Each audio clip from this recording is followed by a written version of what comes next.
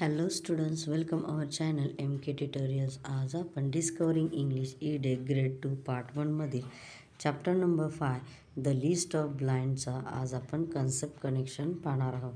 तर चला तर मग सुरुवात करूया. आज आपण कन्सेप्ट कनेक्शनमध्ये वर्ब्स पाहणार आहोत.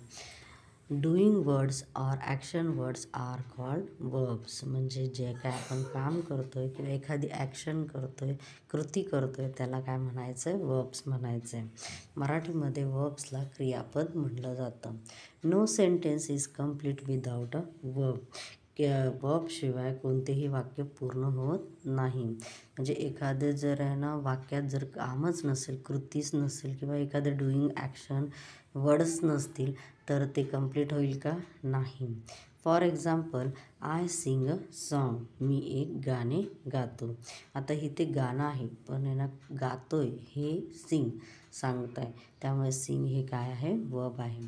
सेकंड, शी फिनिश हर होमवर्क. तिने तिचा होमवर्क संपवला. फिनिश्ड म्हणजे काय? संपवलं. त्यामुळे काय झालं? सेंटेन्स हे कंप्लीट झालं. नेक्स्ट पाहूया. I will go home now. मी आता घरी जाईन. आता इथे दोन आहे ना आपल्याला हायलाईट म्हणजे रेडमध्ये दिसतात. ते का? तर विल हे हेल्पिंग वर्ब आहे आणि गो हे मेन वर्ब आहे. चला तर मग नेक्स्ट पाहूया. I am reading a book. मी एक पुस्तक वाचत आहे. ह्याच्यामध्ये पण सुद्धा एम हा काय आहे? तर हेल्पिंग वर्ब आहे आणि रीडिंग हे मेन वर्ब आहे. The highlighted words seeing, finish, will go and am are reading are verbs. हे सगळे काय आहेत? वर्ब्स आहेत.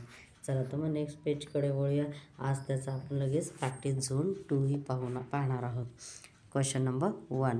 Circle the verbs in the following sentence. खाली दिलेल्या सेंटेन्समधले जे काय वर्ब आहेत त्याला सर्कल करा असं सांगितलं आहे. A1. The children are playing in the park. आता इथे काय? तर मुली काय पार्कमध्ये खेळत आहेत.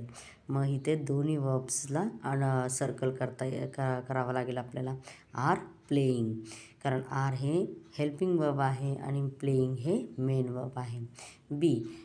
Raman rides a horse. आता इथं हेल्पिंग वर्ब आहे का? नाही, फक्त राईड्स हे काय येईल? वर्ब येईल. त्यामुळे त्याला आपण सर्कल केलं आहे. C1. They are going to school. ते शाळेत जात आहेत. आता दोन्ही पण आहेत त्यामुळे इथे आर गोइंगला आपल्याला सर्कल करावं लागेल. D. I will read a story. मी एक स्टोरी वाचणार आहे. तर इथे दोन्हींना येईल विल रीडला. E1. We love cricket. आम्हाला क्रिकेट आवडते. आता इथे लव काय आहे? तर वर्ब आहे. आता हे काय डुईंग वर्ब नाही आहे किंवा ॲक्शन वर्ड नाही आहे, पण इथे लव ही आपली भावना आहे, त्यालासुद्धा आपण वर्ब म्हणतो. Second, fill in the blanks with the suitable verbs given in the box. खाली जे बॉक्स दिलेला आहे त्याच्यामधले वर्ड चूज करून खालच्या फिल इन द ब्लँक्स आपल्याला फिल करायचे आहेत. चला तर मग फर्स्ट पाहूया. A. He dash to play football. तर आता इथं काय येणार? तर he likes to play football. त्याला फुटबॉल खेळणे आवडते. B. Hens dash eggs. Hens lay eggs. कोंबड्या अंडी घालतात. C. He is reading a newspaper. साईडला जे पिक्चर्स दिलेत त्याच्यावरून आपल्याला हे सेंटेन्स क्रिएट करायचं. त्यामुळे इथे काय येईल वर्ब? तर आहे ना ही इज रीडिंग अ न्यूजपेपर. तो न्यूजपेपर वाचत आहे. कारण आता इथे वर्ब दोन्ही पण आलेत, इज आणि रीडिंग, पण इथं आपल्याला बॉक्समध्ये फक्त रीडिंग दिले म्हणून आणि ऑलरेडी वाक्यात इज दिलेला आहे. D. Birds dash in the sky. Birds fly in the sky. पक्षी आकाशात उडत आहेत.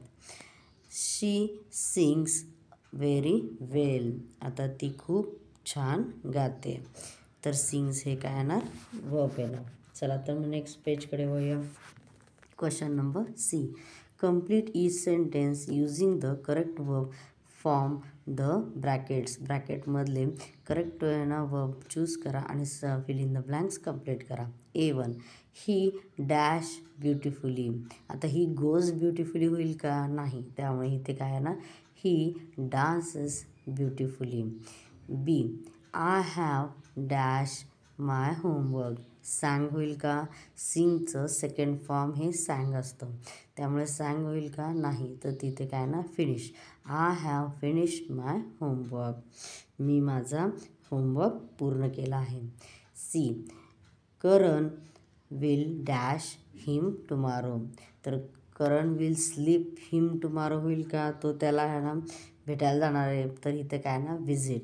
करण will visit him tomorrow. Karan त्याला उद्या भेटायला जाणार आहे.